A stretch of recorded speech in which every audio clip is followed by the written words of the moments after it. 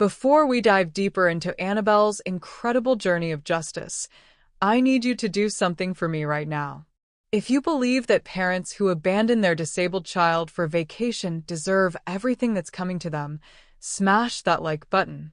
Don't just listen and leave. Hit subscribe so you'll never miss another story that speaks to your soul. Ring that notification bell because what Annabelle does next will leave you speechless with satisfaction. I want to know. Drop a comment below and tell me, if you discovered your child had been abandoned like this, would you take them in and seek revenge, or would you try to make peace with the parents? Because Annabelle is about to show us how a brilliant grandmother with unlimited resources destroys two people who thought they could throw away their disabled daughter like garbage. Share this story with someone who believes children should always come first, especially vulnerable children who need extra love and protection. Now, let's watch Annabelle turn abandonment into the most satisfying revenge you've ever heard. My name is Annabelle White, and I'm about to tell you how my own daughter abandoned her disabled child, and how I made her pay for it in ways she never saw coming.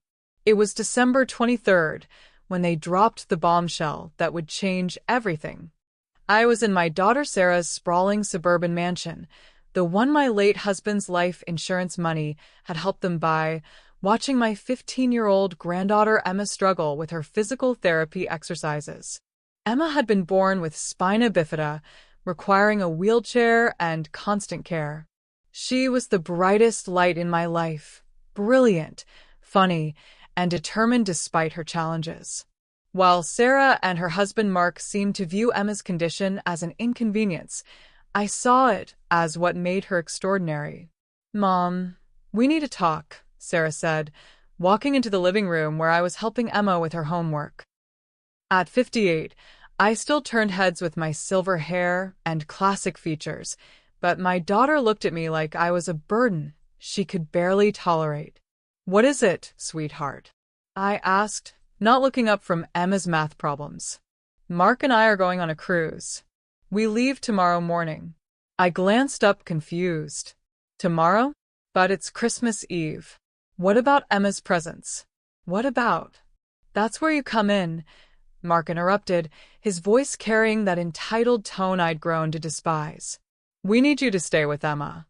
"Stay with her? For how long?" Sarah sat down across from me, and I saw something cold in her eyes that made my stomach clench. 2 weeks. Maybe 3. We haven't decided yet." 2 weeks? I repeated, looking at Emma, who had stopped writing and was listening with growing distress. "But Sarah, Emma needs us to have a break," Mark snapped. "Do you have any idea how exhausting it is, dealing with her condition every day? We're young, Annabelle. We deserve to have a life." The words hit me like a physical blow. Emma's face crumpled, and I saw tears starting to form in her beautiful brown eyes. "We can't take her with us," Sarah continued, as if discussing a pet rather than her daughter. "The ship isn't equipped for wheelchairs, and honestly, we need time to ourselves. To remember what it's like to be a couple instead of just caregivers." I felt my hands trembling with rage, but I kept my voice steady. "And you're telling me this now? The day before you leave? We knew you'd make a fuss if we gave you too much notice," Mark said with a shrug. "This way, you can't argue or make plans to avoid it." I looked at my granddaughter, who was trying so hard not to cry. Emma was used to her parents' neglect, but this was beyond anything they'd done before. "Besides," Sarah added with casual cruelty, "it's not like you have anywhere else to be. Your social life isn't exactly demanding." They left the next morning without so much as a proper goodbye to Emma. I watched from the window as they loaded their expensive luggage into their BMW, laughing about something on Mark's phone. Sarah glanced back at the house once, but it wasn't toward Emma's room where their daughter was pretending to sleep. It was toward the security system panel, making sure I knew the alarm code. "Grandma Annabelle?" Emma's voice was small when I checked on her an hour later. "Are they really not coming back for Christmas?" I sat on the edge of her bed, smoothing her dark hair away from her face. I'm here, sweetheart. We're going to have the most wonderful Christmas, just the two of us. But they didn't even say goodbye properly, she whispered. Mom just said be good for Grandma like I was a chore she was handing off. That night, after Emma had finally fallen asleep, I sat in Sarah's pristine living room and made a decision that would change all our lives forever. I pulled out my phone and started making calls to real estate agents, to my financial advisor, to lawyers I'd known for decades. If Sarah and Mark wanted a break from their responsibilities, I would give them exactly that. But they would learn that some choices have consequences that last far longer than a 2-week cruise. The next morning, I woke Emma with hot chocolate and homemade pancakes. How would you feel about spending Christmas at my house this year? I asked. Her face lit up. Really? But what about Mom and Dad's cruise rules? What your parents don't know won't hurt them, I said, and for the first time in months, Emma laughed. We packed her things carefully, her medical equipment, her favorite books, her art supplies. As we prepared to leave, I looked around the house that had been bought with my dead husband's money, filled with furniture I'd helped them purchase, decorated with photographs that barely included Emma. I left an envelope on the kitchen counter with a simple note. Gone to give Emma the Christmas she deserves. We'll be at my house. Mom. What I didn't tell them was that by the time they returned, neither of us would ever set foot in that house again. Before we dive deeper into Annabelle's incredible journey of justice, I need you to do something for me. If you believe that parents who abandon their disabled child deserve consequences, hit that like button right now. Don't just listen and leave. Hit subscribe so you'll never miss another story that speaks to your soul. Ring the notification bell because what Annabelle does next will absolutely shock you. Comment below and tell me, would you have taken Emma and left, or would you have stayed to confront those terrible parents? Share this story with someone who believes children should always come first. Now let's see how a brilliant grandmother turns abandonment into the perfect revenge. Emma and I spent the most magical Christmas I could remember in my cozy Victorian home across town. I'd converted my study into a proper bedroom for her, complete with all the accessibility features she needed. Watching her face light up Christmas morning as she opened presents I'd been secretly buying for months was worth everything. But even as we baked cookies and watched old movies, my mind was working on something much more complex.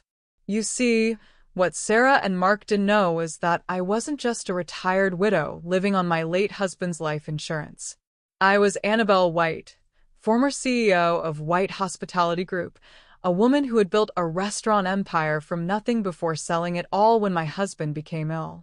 I had connections they couldn't imagine and resources they'd never bothered to ask about. On December 28th, while they were probably sipping cocktails somewhere in the Caribbean, I received the call I'd been waiting for. Mrs. White? This is Jennifer Mason from Coastal Properties. The house at 1247 Maple Ridge Drive has been listed, and we have a cash buyer already. They're offering $20,000 over asking price and want to close immediately. I smiled, watching Emma do her physical therapy exercises with a private therapist I'd hired. Excellent. Accept the offer. Ma'am, I should mention, the buyers tried to contact the current residents, but no one answered. Should we be concerned about that? Not at all. I have power of attorney for all property decisions. It wasn't entirely true, but the forged documents I'd had prepared were flawless. Sometimes being wealthy means knowing the right people to bend the right rules. By New Year's Eve, Sarah and Mark's house had been sold, their belongings placed in storage, and the proceeds deposited into an account they couldn't access. Legally, it was complicated, but with enough money and the right lawyers, complicated could be made to disappear. Emma, meanwhile, was thriving. Without her parents' constant disappointment weighing on her, she was like a different child. She laughed more, spoke up about her dreams, and even mentioned wanting to try adaptive sports. Grandma Annabelle, she said one evening as I helped her with her nighttime routine, Why didn't Mom and Dad ever seem happy with me? The question broke my heart, but I answered honestly. Some people, sweetheart, are so focused on what they think their lives should look like that they can't see the beautiful reality right in front of them. Are they going to be angry when they come back and find out we're living here? I tucked her into bed, my mind already 3 steps ahead. Let me worry about your parents, Emma. Your job is to focus on being 15 and amazing. That night, I sat in my home office and opened my laptop. It was time to implement phase 2 of my plan. I'd already been in contact with my old business partner, Roberto Santini, who now ran a chain of luxury resorts in Europe. We'd maintained a friendship over the years, and he'd been trying to convince me to come out of retirement for months. Annabelle, darling. His voice crackled through the international call. You sound different. Energized. I am, Roberto. I'm ready to get back in the game, but I have conditions. Name them. I want to start in Monaco. Something exclusive, ultra high-end. And I'm bringing my granddaughter. Roberto laughed, the sound rich with possibility. Monaco it is. When can you start? Next month. After hanging up, I looked in on Emma one more time. She was sleeping peacefully, her face relaxed in a way I'd never seen when she lived with her parents. Sarah and Mark thought they were getting a break from their responsibilities. What they were actually getting was a complete life reset. One where Emma and I would be gone before they even realized what they'd lost. I spent the first week of January making arrangements. Emma would be enrolled in an exclusive international school in Monaco that specialized in students with special needs. I hired a full-time care coordinator, arranged for her medical equipment to be shipped, and even found adaptive sports programs that would challenge and inspire her. We're moving to Monaco? Emma asked when I finally told her the plan. Like, Monaco, Monaco? With the prince and the casinos. The very one. You'll love the school there, and I'm going to be working with some of the most exclusive restaurants in the world. But what about Mom and Dad? I knelt beside her wheelchair, taking her hands in mine. Emma, your parents made a choice when they left you. They chose to prioritize their own wants over your needs. I'm choosing to prioritize you over everything else. Tears filled her eyes, but they were tears of relief, not sadness. You really want me with you? Even though I'm complicated? You're not complicated, sweetheart. You're extraordinary. And any parent who can't see that doesn't deserve you. We left for Monaco on January 15th, exactly 3 weeks after Sarah and Mark had abandoned their daughter for a cruise. I left one final envelope on the kitchen counter of the house they no longer owned. Sarah and Mark, by the time you read this, Emma and I will be starting our new life in Monaco. You wanted a break from being parents. Congratulations, you now have a permanent one. The house has been sold to cover Emma's future care and education. You'll find your belongings in storage unit number 47 at Secure Space on Miller Road. You taught me that blood doesn't make family, love does. Since you couldn't love Emma enough to stay for Christmas, I'm taking her somewhere she'll be cherished. Don't try to contact us. Annabelle. P.S. Emma sends her love. She's already excited about her new school and the adapted sailing program they have in Monaco. Amazing what happens when someone believes in her potential. As our plane lifted off from JFK, I held Emma's hand and watched America shrink below us. Behind us, we were leaving 2 people who were about to discover that abandoning family has consequences they never imagined. Ahead of us lay Monaco, opportunity, and a new life where Emma would never again be made to feel like a burden. The best part? This was only the beginning of my revenge. Monaco was everything I had hoped it would be for Emma, and more than I had expected for myself. Within a month, my granddaughter was thriving at the International Academy of Monaco, a school where her wheelchair was just another form of mobility and her brilliant mind was celebrated rather than overshadowed by her parents' disappointment. Meanwhile, I was rediscovering why I had once been considered one of the most formidable businesswomen in the hospitality industry. Roberto had connected me with Prince Albert's Cultural Foundation, which was looking for someone to revitalize Le Jardin Étoile, a historic restaurant that had been struggling since its legendary founder passed away. The location was perfect, overlooking the Mediterranean with a view of the palace, but it had been serving uninspired food to tourists instead of creating the kind of dining experience that made Monaco famous. The lease alone is worth €3 million, Roberto explained as we toured the space. But the foundation is more interested in prestige than profit. They want someone who can restore its reputation. I walked through the dining room, noting the stunning architecture and the potential for something truly spectacular. What's the timeline? 6 months to prove concept, 2 years to establish profitability. After that, you have an option to buy. Done. What Roberto didn't know was that I was already working on something much bigger than just one restaurant. I had been making calls to my network, celebrity chefs, wine collectors, food critics, and the kind of ultra-wealthy individuals who could make or break a high-end establishment with a single social media post. By March, Le Jardin Étoile had been completely transformed.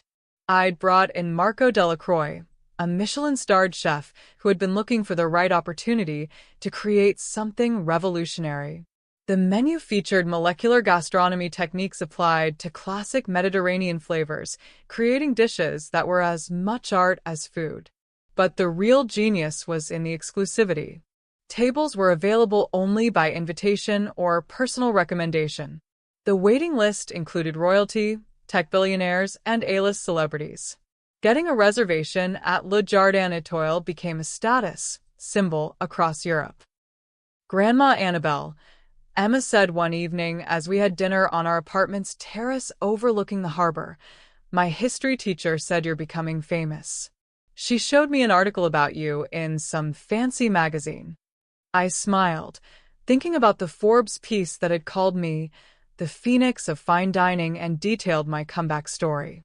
What they didn't know was that this was all carefully orchestrated revenge, not a career resurrection. Fame isn't the goal, sweetheart.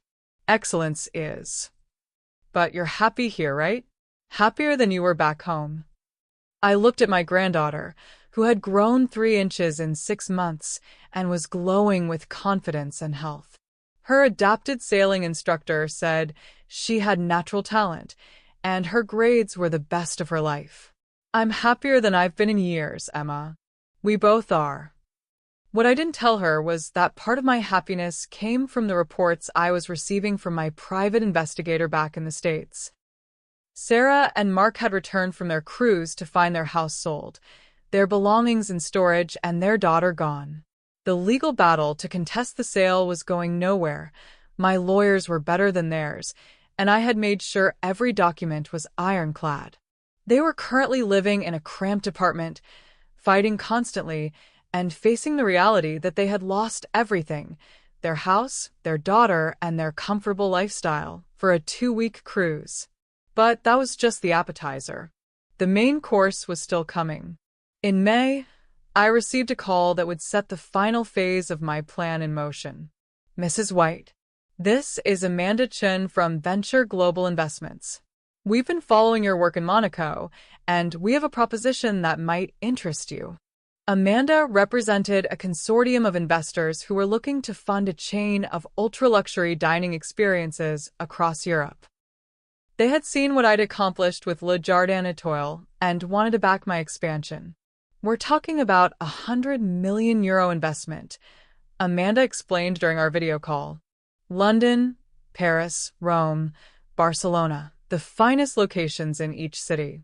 You would have complete creative control and a 60% ownership stake. It was exactly the opportunity one had been maneuvering toward. Not just because it would make me incredibly wealthy, I was already that, but because it would make me impossible to ignore. I'm interested, I said, but I have some conditions. The negotiation took 3 weeks, but when it was done, I had secured not just funding but something much more valuable, a platform for the kind of public success that would be impossible for Sarah and Mark to dismiss or ignore. By summer, the European food media was calling me the Empress of Elegance, and my story was being featured in magazines around the world. Photos of Emma and me at charity galas and cultural events were appearing in society pages. My granddaughter, beautiful and poised in her custom wheelchair, was being photographed alongside princesses and philanthropists. Everything was going perfectly according to plan. The only thing left was to let Sarah and Mark know exactly what they had thrown away. While Emma and I were building our new life in Monaco, Sarah and Mark were discovering what it meant to face consequences for the first time in their entitled lives. According to my private investigators' reports, they had returned from their cruise to find their house sold and their daughter gone. The initial shock had given way to rage, then to legal action, and finally to the dawning realization that they had been outmaneuvered by someone with far more resources and intelligence than they possessed. But I wasn't content to let them suffer in ignorance.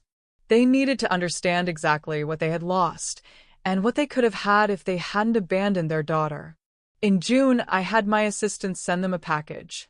Inside was a simple manila envelope containing what appeared to be worthless stock certificates for a small tech company called Adaptive Innovations International.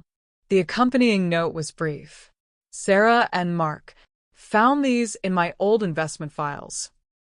Thought you might find them interesting since they relate to adaptive technology for disabled individuals. Consider it a belated Christmas gift. Annabelle.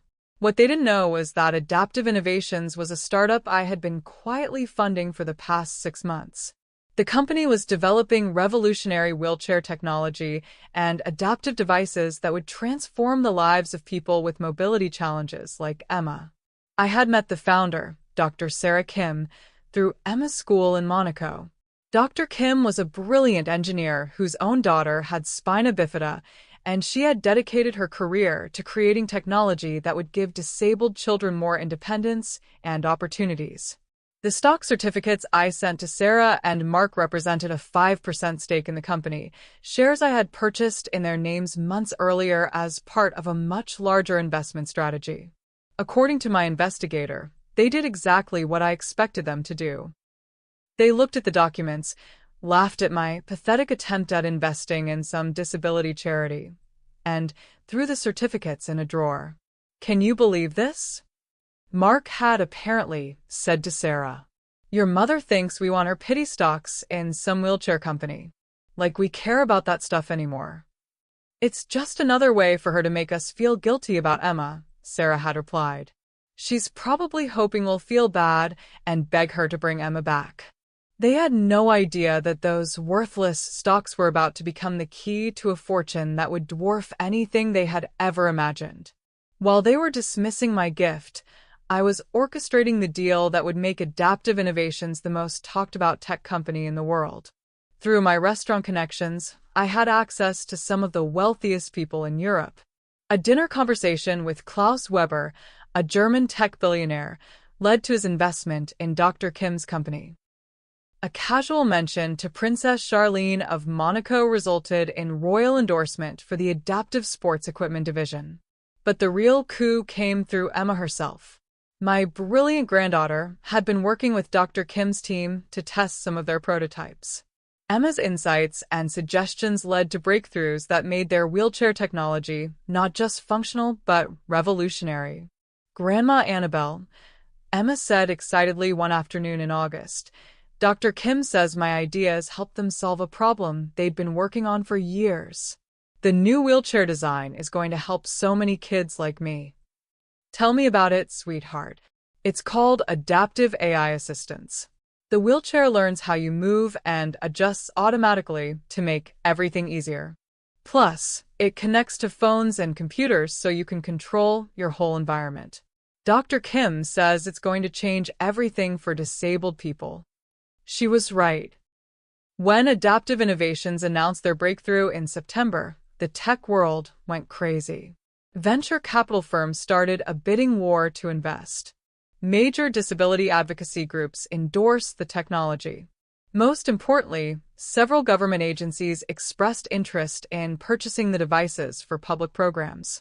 The stock price exploded overnight. Those worthless shares I had given Sarah and Mark were suddenly worth $12 million. But they had no idea because they had thrown the certificates away and never bothered to track the company's progress. I, meanwhile, had become the largest single investor in adaptive innovations. My initial investment of 20 million euros was now worth over 200 million. But more than the money, I had the satisfaction of knowing that Emma's insights and experiences had contributed to technology that would help thousands of children like her. She was no longer just a disabled child her parents saw as a burden. She was an innovator whose ideas were changing the world. The irony was perfect. Sarah and Mark had abandoned their daughter because they saw her disability as something to escape from. Meanwhile, that same disability had led to innovations that could have made them incredibly wealthy if only they had cared enough to pay attention. On Emma's 16th birthday in October, I threw her a party at Le Jardin Étoile. The guest list included the Prince and Princess of Monaco, several world-renowned chefs, and Dr. Kim with her family. Emma, radiant in a custom-designed dress that coordinated perfectly with her elegant wheelchair, was the center of attention as cameras captured every moment. The photos appeared in magazines across Europe, showing my beautiful, confident granddaughter celebrating with royalty and business leaders. The articles mentioned her contributions to adaptive technology and her grandmother's remarkable business comeback. I made sure copies of every magazine were sent to Sarah and Mark's cramped apartment in New Jersey. Let them see what their daughter had become when someone believed in her potential instead of seeing her as a burden. Let them realize what they had thrown away for a 2-week cruise. But this was still just the beginning. The real crescendo of my revenge was yet to come. The news broke on a cold November morning in Monaco, but its shockwaves reached around the world within hours. Adaptive Innovations International had been acquired by Apple for $2.8 billion, making it one of the largest tech acquisitions of the year. I was having breakfast with Emma on our terrace when my phone began buzzing incessantly with calls from financial reporters, business journalists, and investment analysts who had discovered my connection to the company. "Grandma Annabelle," Emma said, looking up from her tablet where she was reading the news, "this says you're going to be really rich." I smiled, watching the Mediterranean sparkle in the morning sun. "We already are really rich, sweetheart. What we're about to become is something much more powerful." The numbers were staggering. My investment in adaptive innovations had grown from 20 million euros to $1.4 billion overnight.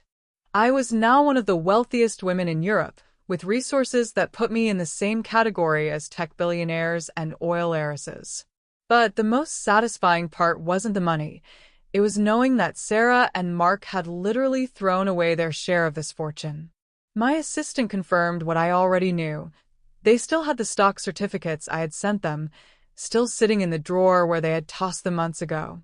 Those pieces of paper were now worth $12 million, but they had no idea.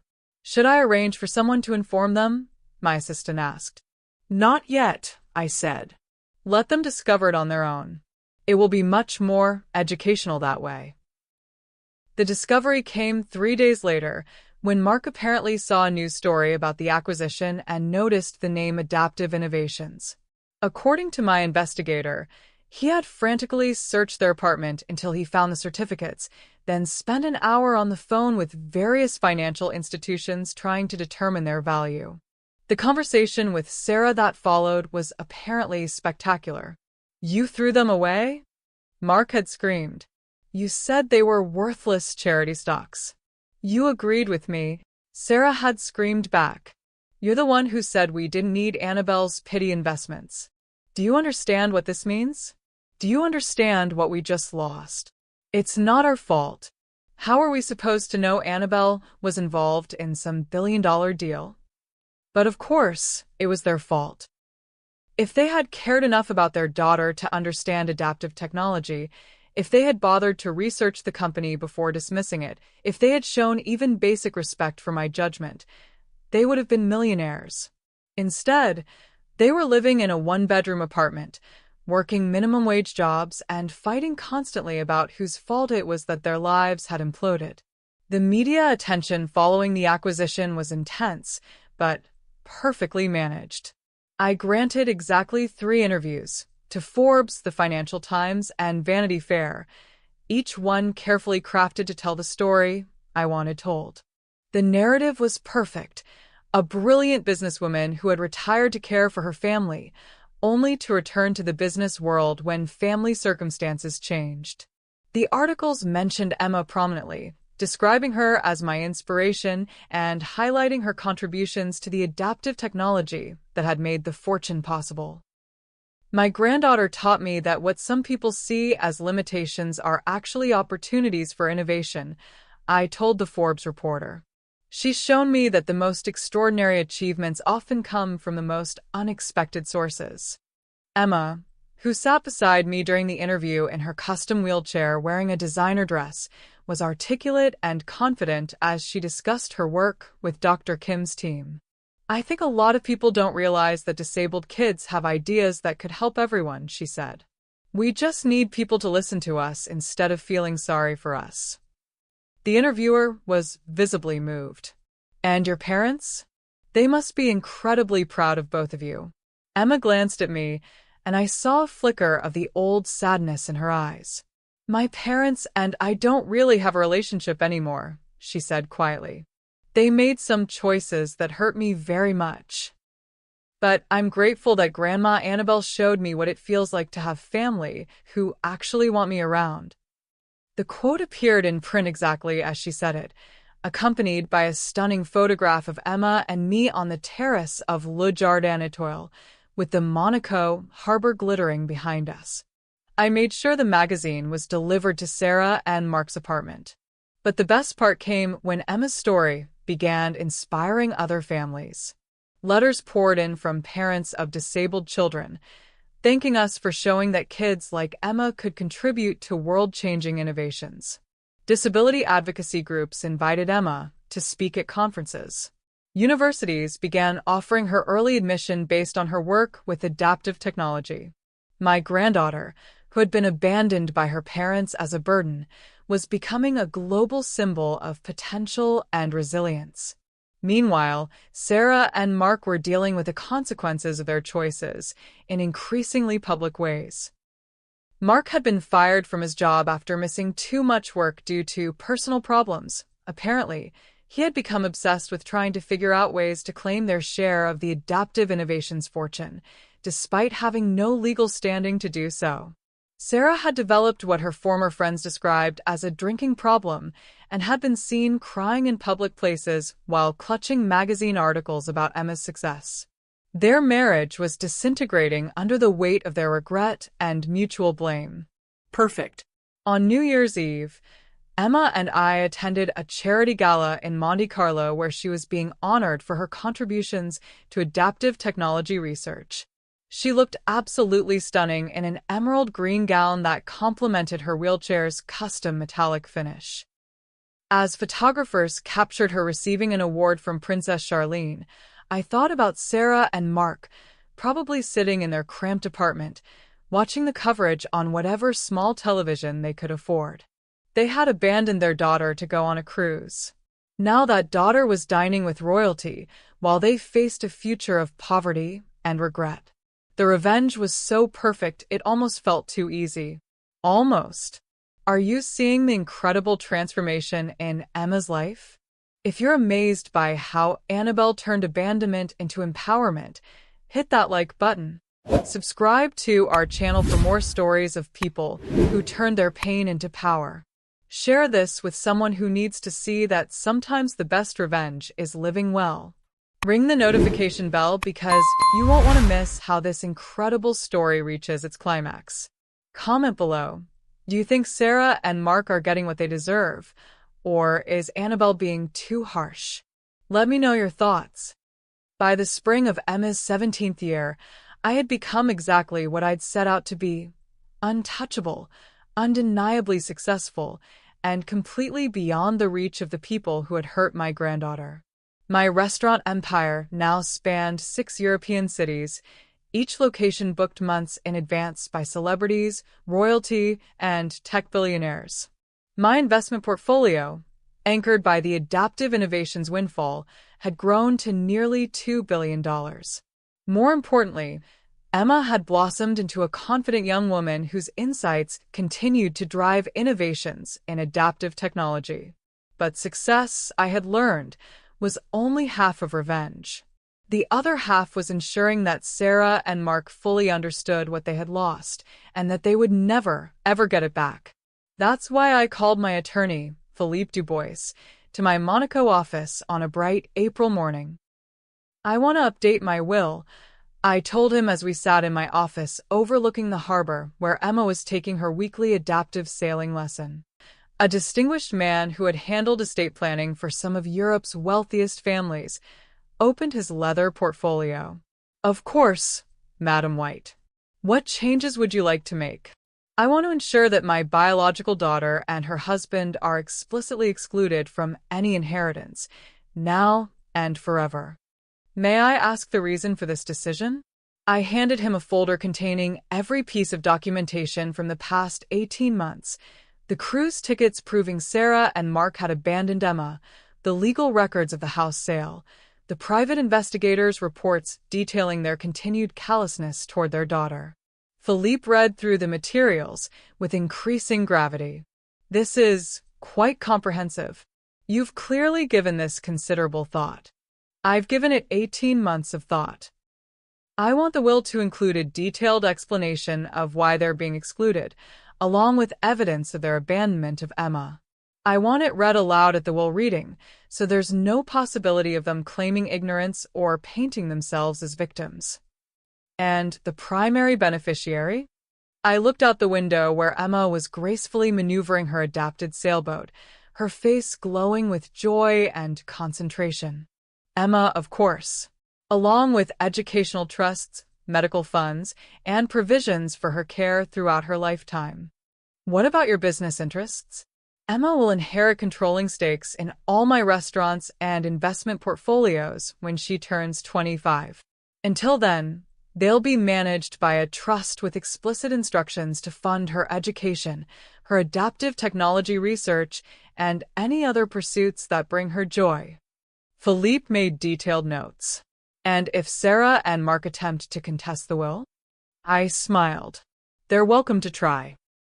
But they'll discover that abandoning a disabled child creates a very strong legal precedent for disinheritance. Plus, I have video evidence of their cruelty that I'm quite sure they wouldn't want made public in a courtroom." What I didn't tell Philippe was that I had been recording every interaction with Sarah and Mark for years, including the Christmas morning when they announced their cruise plans. Emma's reaction, their callous dismissal of her feelings, their casual cruelty, all of it was preserved in high-definition video that would destroy any sympathy a jury might have for them. After Philippe left, I sat alone in my office, looking at the framed photograph on my desk from Emma's recent 17th birthday party. She was surrounded by friends from her international school, young people from around the world who saw her wheelchair as just another part of who she was, not something to be ashamed of or overcome. The contrast with her life in America couldn't have been starker. There, she had been isolated, seen as a burden, hidden away from her parents' social events. Here, she was celebrated, encouraged, and given every opportunity to develop her remarkable intellect and creativity. My phone buzzed with a text from Emma. "Grandma Annabelle, I just won the sailing race. The instructor says I'm ready for the advanced program." I typed back, "Congratulations, sweetheart. Dinner at Le Jardin Étoile to celebrate. Can Dr. Kim and her family come too? I want to tell them about the new steering mechanism I thought of during the race." "Of course. I'll call Marco and have him prepare something special." As I made the reservation, I thought about Sarah and Mark, who would never see their daughter's triumph, never witness her innovations, never know the remarkable young woman she was becoming. They had given up the right to be proud of Emma when they chose a cruise over Christmas with their child. Now they would spend the rest of their lives knowing that their daughter had become extraordinary despite them, not because of them. But I wasn't finished with them yet. The will was just one element of my grand finale. The real crescendo would come when they learned exactly how much they had lost, not just financially, but in every way that mattered. That evening, Emma and I dined with Dr. Kim's family at my flagship restaurant. Emma, elegant in a navy blue dress that brought out her eyes, explained her latest ideas for improving adaptive sailing equipment to an audience of engineers and innovators who hung on her every word. The problem with current designs, she said, gesturing with the confidence of someone who had been taken seriously her entire life in Monaco, is that they assume disabled sailors are less capable. But what if we designed equipment that actually gave us advantages? Like steering systems that respond to minimal input, or sensors that help us read wind patterns better than able-bodied sailors. That's exactly the kind of thinking that led to our breakthrough with the wheelchair. Instead of trying to make disabled people more normal, we asked how we could make them more capable. I watched this conversation with immense pride, knowing that Emma's parents had never once asked her what she thought about anything, let alone encouraged her innovations. After dinner, Emma and I walked along the harbor, her wheelchair gliding smoothly on the premium paths I had personally funded as part of Monaco's accessibility improvements. "Grandma Annabelle," she said thoughtfully, "do you ever wonder what would have happened if Mom and Dad had taken me on that cruise instead of leaving me behind? What do you think would have happened?" "I think I'd still be living in their house, feeling like a burden, never knowing that I could actually contribute to things that matter." She paused. "I know it sounds terrible, but I'm glad they left me. It gave me you, and this life, and the chance to be someone who matters." I stopped walking and knelt beside her wheelchair, taking her hands. "Emma, you have always mattered. You mattered the day you were born, and you would have mattered even if you had never contributed a single idea to adaptive technology. The problem was never you, it was their inability to see your value. I know that now, but it took coming here and seeing how differently people could treat me to really understand it." That night, as I reviewed the final draft of my will, I felt a deep satisfaction. Sarah and Mark thought they had discarded a burden when they abandoned Emma.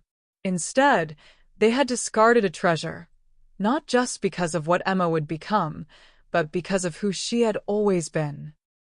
They would learn that lesson when they read my will, but by then it would be far too late to matter. The invitation arrived on a Tuesday morning in June, delivered by courier to my Monaco office. The envelope was cream-colored with gold embossing, and the return address made me smile. The International Business Excellence Foundation, New York. I had been selected to receive the Global Entrepreneur of the Year award, recognizing my remarkable comeback and innovative contributions to the hospitality industry. The ceremony would be televised worldwide and attended by heads of state, business leaders, and celebrities. It was exactly the platform I needed for the next phase of my plan. "Grandma Annabelle, this is huge," Emma exclaimed when I showed her the invitation that evening. "They're calling it the Oscars of the business world in this article." I looked at the Forbes piece she was reading on her tablet, which described the award as the most prestigious honor in international business. Previous recipients included the founders of Google, the CEO of Tesla, and 3 Nobel Prize winners. "Will you come with me to New York?" I asked. "Really? You want me there?" "Emma, you're not just my granddaughter. You're my inspiration and my business partner. Dr. Kim's company wouldn't exist without your innovations, and my investment success is directly tied to your insights. Of course I want you there." The logistics of returning to New York after nearly 2 years were complex, but I had the resources to make it seamless. I chartered a private jet equipped with all of Emma's accessibility needs, booked a penthouse suite at the plaza that had been modified for wheelchair access, and arranged for a full security detail. I also made sure that Sarah and Mark would know about every detail of our visit. The media coverage began before we even landed. Photos of Emma and me boarding the private jet in Monaco appeared in society magazines alongside articles about my Cinderella story business comeback. The narrative was perfect. The devoted grandmother who had built an empire to secure her disabled granddaughter's future. What the articles didn't mention was that Sarah and Mark were living 45 minutes from Manhattan in a cramped apartment, working retail jobs to pay rent, and watching their daughter's success from afar through magazine articles and social media posts they weren't supposed to see. The award ceremony was held at Lincoln Center, with a red carpet that stretched for 2 blocks. As our limousine pulled up, I could see the photographers and reporters lined up behind velvet ropes, cameras flashing as celebrities and business leaders made their entrances. "Are you nervous?" I asked Emma as our security team prepared to escort us out. "A little," she admitted, "but mostly excited. I've never been to anything like this." "Just remember, you belong here. You've earned your place among these people through your own brilliance and hard work." Emma looked stunning in a custom Valentino gown that had been designed specifically to complement her wheelchair. The chair itself had been modified by Dr. Kim's team with decorative elements that made it look more like a throne than medical equipment. As we made our way down the red carpet, photographers called out our names, reporters requested interviews, and the crowd of onlookers cheered. Emma handled it all with grace and confidence, answering questions about her adaptive technology work with the poise of someone who had been in the spotlight her entire life. "Emma, what's it like having the most successful grandmother in business?" one reporter asked. "She's not just successful in business," Emma replied smoothly. "She's successful at being the kind of family everyone deserves. She believed in me when other people didn't, and that made all the difference." The quote would appear in dozens of publications over the next week, each one a subtle reminder to Sarah and Mark of what they had given up. Inside Lincoln Center, I was seated at the head table with tech billionaires, media moguls, and government officials. Emma sat beside me, contributing thoughtfully to conversations about innovation, accessibility, and the future of technology. When my name was called to receive the award, I walked to the podium with the confidence of someone who had not just succeeded, but triumphed over circumstances that would have broken a lesser person. 18 months ago, I began, my voice carrying clearly through the packed auditorium. I was a retired widow living quietly with my granddaughter. Today, I stand before you as proof that the greatest innovations often come from the most unexpected circumstances. I spoke about Emma's contributions to adaptive technology, about the importance of seeing potential where others saw limitations, and about the responsibility of successful people to lift up those who had been overlooked or underestimated. My granddaughter taught me that what some people call disabilities are actually just different ways of solving problems. She showed me that the most valuable insights often come from perspectives that society tends to dismiss. Most importantly, she proved that when you believe in someone completely, they will achieve things that seemed impossible. The standing ovation lasted for nearly 3 minutes. As I returned to my seat, I saw tears in Emma's eyes, tears of pride and joy, not the sadness I used to see when her parents made her feel unwanted. The after-party was held at the Museum of Modern Art, where Emma and I mingled with heads of state and celebrities who were genuinely interested in her work and her perspectives. She was treated as an equal contributor to our success, not as a prop or an inspiration object. "Your granddaughter is remarkable," said the CEO of Microsoft as we chatted near a Picasso. "Has she considered studying at MIT? I know people there who would be very interested in her innovations." "We're exploring several options," I replied. "Emma has her choice of universities around the world." Later that evening, as Emma and I sat in our hotel suite overlooking Central Park, she scrolled through the news coverage on her tablet. "Look at this headline," she said, showing me her screen. "The Grandmother-Granddaughter Team Revolutionizing Business and Technology." And this photo of us is everywhere. I looked at the image. Emma and me on the red carpet, both of us smiling confidently as flashbulbs illuminated our faces. We looked like what we were, a formidable team that had conquered the business world together. Do you think Mom and Dad will see these articles? Emma asked quietly. I'm sure they will. Do you think they'll regret what they did? I considered the question carefully. I think they already regret it, sweetheart. But regret doesn't undo choices, and it doesn't repair damage.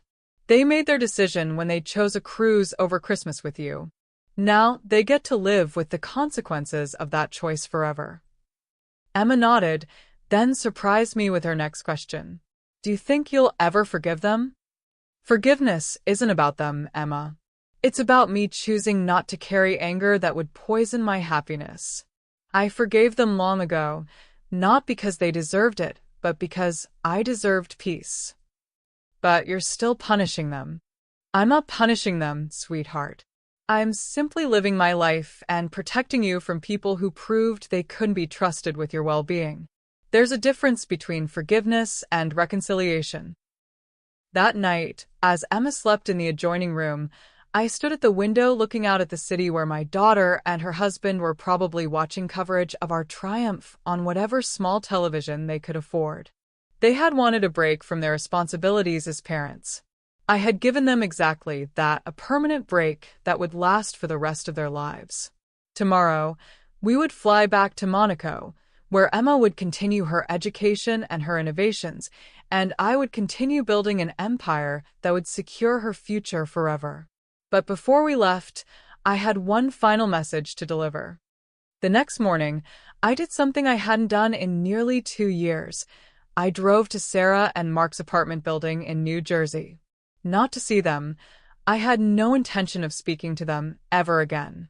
But I wanted to see for myself what their choices had cost them, and I wanted to deliver one final piece of information that would complete their understanding of what they had lost.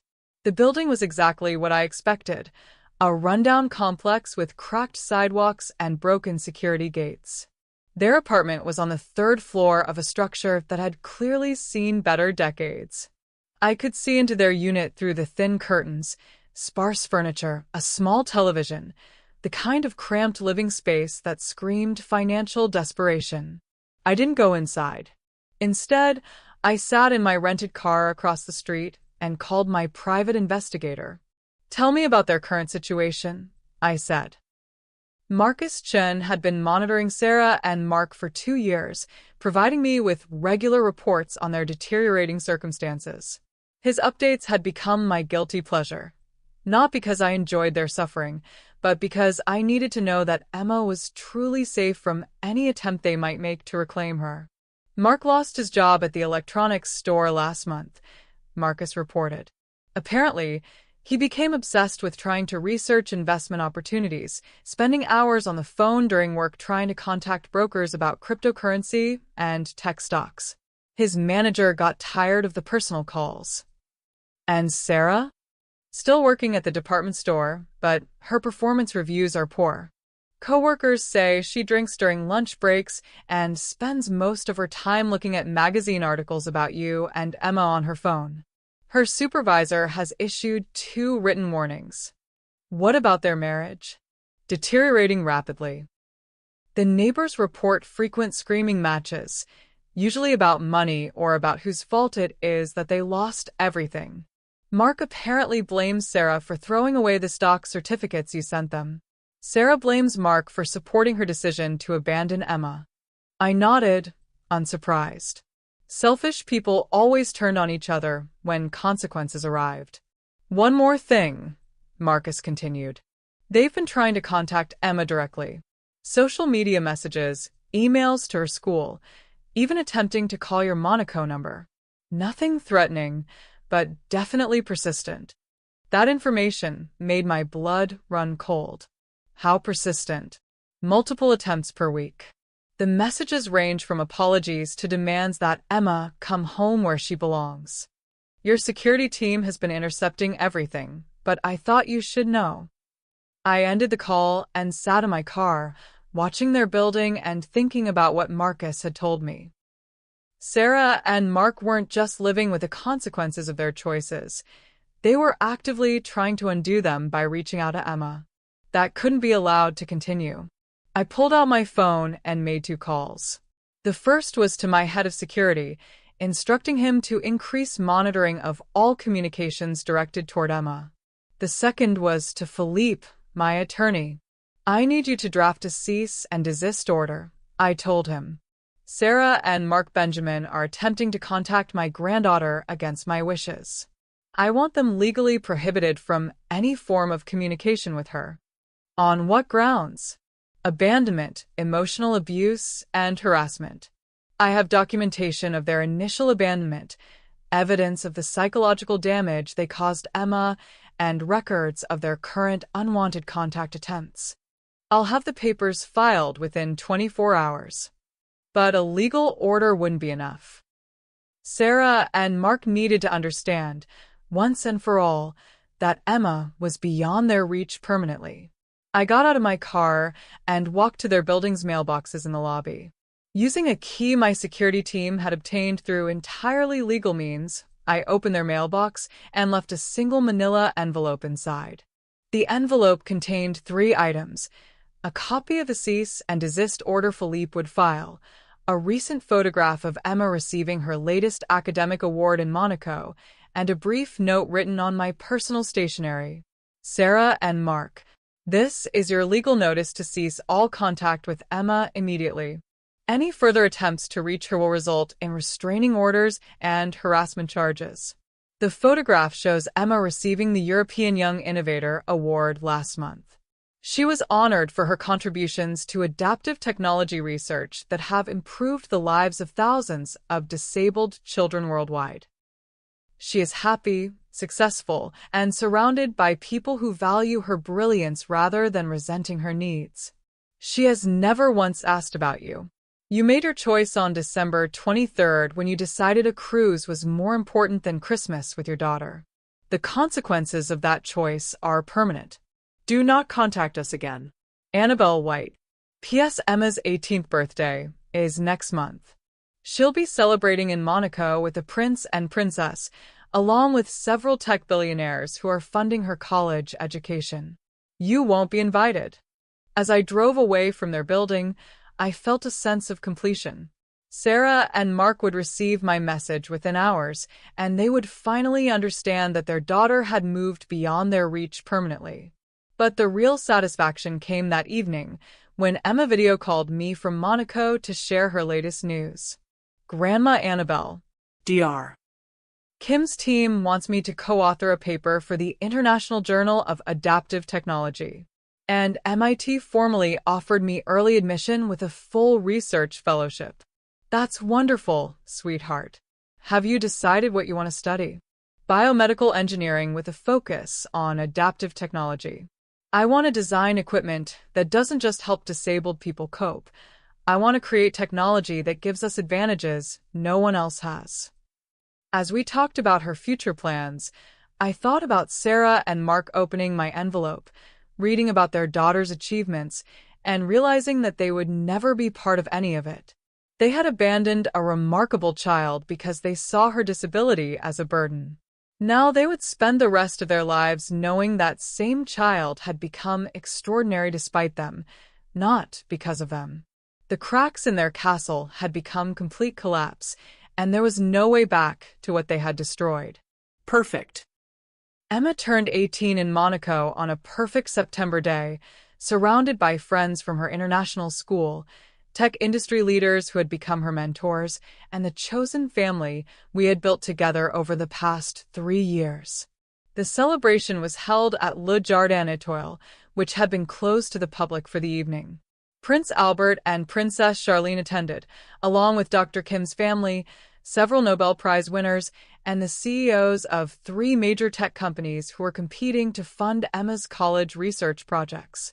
As I watched my granddaughter, no longer the abandoned child I had rescued, but a confident young woman who commanded respect from some of the world's most brilliant minds, I felt a satisfaction that went far beyond revenge. Grandma Annabelle, Emma said as we stepped onto the restaurant's terrace for a private moment during the party. I have something to tell you. What is it, sweetheart? MIT wants me to start my PhD program immediately. They're offering me my own lab and unlimited research funding to continue developing adaptive technologies. I felt my breath catch. That's incredible, Emma. But are you ready to leave Monaco? This has been your home for 3 years. It has been home, she agreed. But you taught me that home isn't a place. It's the people who believe in you. Wherever you are, that's where I belong. What are you saying? Emma smiled, and I saw in her face the confident young woman she had become. I'm saying that you've built this amazing empire in Europe, but maybe it's time for both of us to conquer America. MIT is offering you a position as entrepreneur in residence, and they want us to work together on commercializing my adaptive technology innovations. The idea was breathtaking in its perfection. We would return to America not as the abandoned grandmother and disabled granddaughter who had fled 3 years ago, but as a business dynasty that commanded international respect. Besides, Emma added with a mischievous smile, I want to give my MIT acceptance speech at the same university where Mom got her law degree. I want her to see what she threw away when she chose that cruise over me. 6 months later, we returned to Boston in triumph. Emma's acceptance to MIT's PhD program at 18 had made international news, with headlines calling her the youngest tech innovator in history and the genius who turned disability into advantage. My appointment as entrepreneur in residence came with a multi-million-dollar fund to invest in student innovations and a mandate to lecture on business strategy to the university's most advanced students. We purchased a stunning townhouse in Back Bay that had been completely customized for Emma's accessibility needs.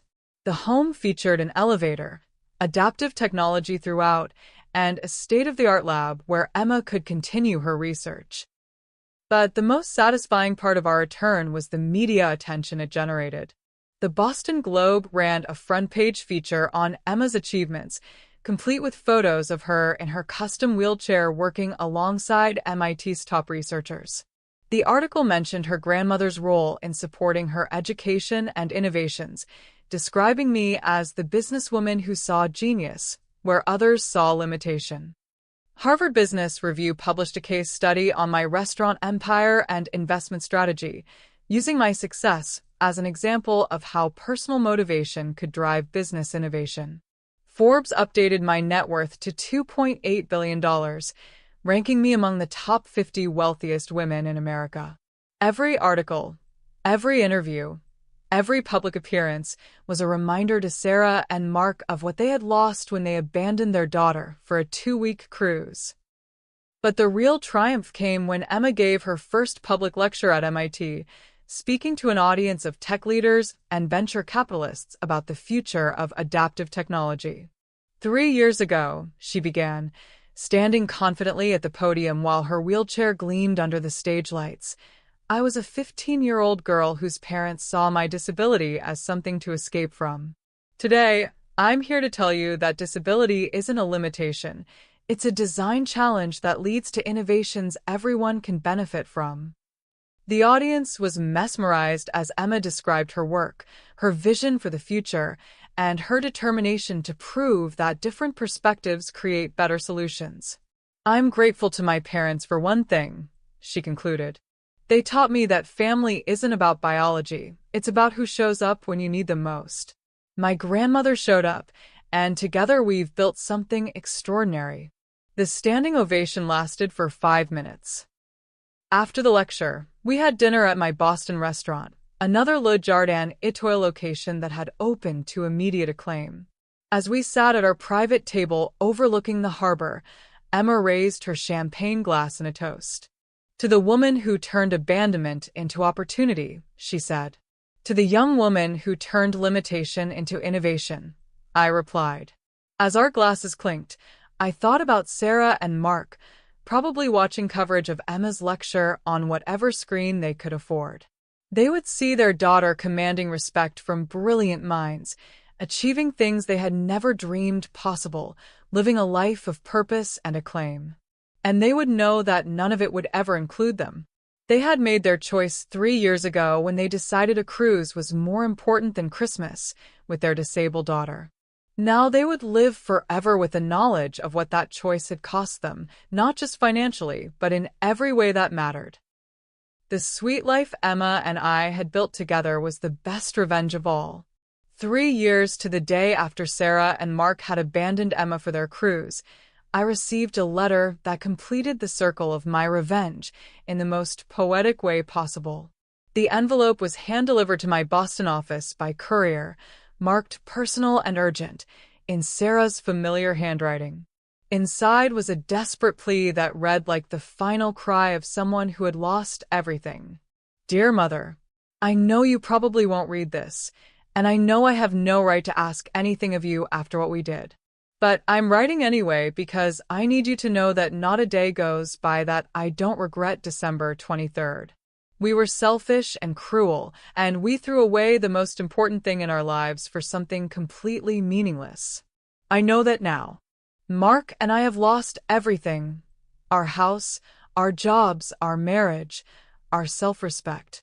But none of that matters compared to losing Emma. I've seen the articles about her success at MIT. I've watched videos of her lectures.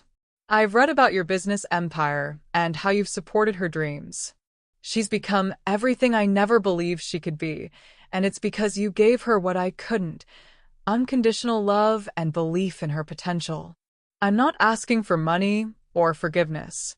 I know I don't deserve either. I'm asking for one thing, the chance to see Emma once, to tell her I'm sorry, and to let her know that her mother finally understands how extraordinary she is. Mark and I are getting divorced. We can't stand the sight of each other anymore because we both know we destroyed our daughter's life and our own. But before we completely destroy what's left of ourselves, I need Emma to know that I love her.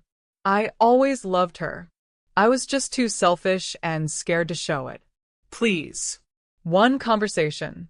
One chance to tell my daughter that I'm proud of her and sorry for everything I put her through. With love and desperate regret, Sarah. P.S. I found the stock certificates you sent us. They're worth $12 million now. We kept them all this time, but never bothered to check their value. It's the perfect metaphor for how we treated Emma. We had something precious and threw it away because we couldn't see its worth. I read the letter twice, then set it aside and called Emma at her MIT lab. Grandma Annabelle. Perfect timing. I just had a breakthrough with the neural interface design. We might be able to create wheelchairs that respond to thought patterns rather than physical input. That's wonderful, sweetheart. Listen, I received a letter from your mother today. She's asking to see you. There was a long pause. What did she say? She says she's sorry and that she wants to tell you she's proud of you. Another pause. Do you think she means it? I think she's desperate and full of regret. Whether that translates to genuine change, I honestly don't know. What do you think I should do? I looked out my office window at the Boston skyline, thinking about the 18-year-old Emma who had just revolutionized adaptive technology, who had been accepted to MIT at 16, who commanded respect from some of the world's most brilliant minds. I think you should do whatever feels right to you, Emma. You're an adult now, and this is your choice to make. Will you support whatever I decide? Always. Emma was quiet for a long moment. I want to see her. Not because I'm ready to forgive her, but because I want her to see who I became despite what she did to me. I want her to understand exactly what she lost. 2 weeks later, Sarah arrived at my Boston office looking like a woman who had aged a decade in 3 years. Her hair was streaked with premature gray, her clothes were clearly from discount stores, and she carried herself with the defeated posture of someone who had learned too late that actions have permanent consequences. Emma was waiting in my conference room, looking radiant in a designer dress that complemented her state-of-the-art wheelchair. She had agreed to see her mother, but only with me present, and only for 30 minutes. "Hello, Mom," Emma said quietly when Sarah entered the room. Sarah stopped in the doorway, her hand flying to her mouth as she took in the confident, accomplished young woman her daughter had become. Emma, you look so successful, Emma suggested. Happy? Accomplished? Beautiful, Sarah whispered, tears streaming down her face. You look absolutely beautiful. They talked for 27 minutes. Sarah apologized repeatedly, cried constantly, and begged Emma to consider giving her another chance. Emma listened politely, but with obvious emotional distance, occasionally asking pointed questions about why Sarah had made the choices she did. I was scared, Sarah finally admitted. I was scared of your disability, scared of the responsibility, scared that I wasn't good enough to be your mother. So I convinced myself that you were the problem instead of admitting that I was failing you. And now? Emma asked. Now I know that you were never the problem. You were always extraordinary. I was just too selfish and immature to see it. When the 30 minutes were up, Emma had heard everything she needed to hear. She wheeled herself to where Sarah was sitting and looked directly into her eyes. Thank you for apologizing, Emma said calmly. It means something to hear you say that you were wrong. But understanding why you hurt me doesn't undo the damage you caused. I know that, Sarah whispered. I'm not angry with you anymore, Mom. I don't have room in my life for anger about the past. But I also don't have room for people who see me as a burden or a limitation. Grandma Annabelle showed me what it feels like to be valued for who I am, not pitted for what I'm not. Sarah nodded, unable to speak. I hope you figure out how to be happy without us, Emma continued. But that journey doesn't include me. You made your choice 3 years ago, and I've made mine now. After Sarah left, Emma and I sat in comfortable silence for several minutes. How do you feel? I asked finally. Free, Emma said simply. I needed to see that she finally understands what she lost. Now I can move forward without wondering if she ever really knew what she threw away. That evening, we had dinner at Le Jardin Etoile, Boston, where Emma was celebrating her acceptance to a PhD program that would make her one of the youngest doctoral candidates in MIT's history. As we toasted her future, I realized that my revenge was complete in ways I had never anticipated. I hadn't just punished Sarah and Mark for abandoning Emma. I had given Emma everything they never could: love, support, opportunity, and the unshakable knowledge that she was valued for exactly who she was. They had tried to erase Emma from their lives because they saw her as a burden. Instead, they had erased themselves from the life of someone who became extraordinary despite them.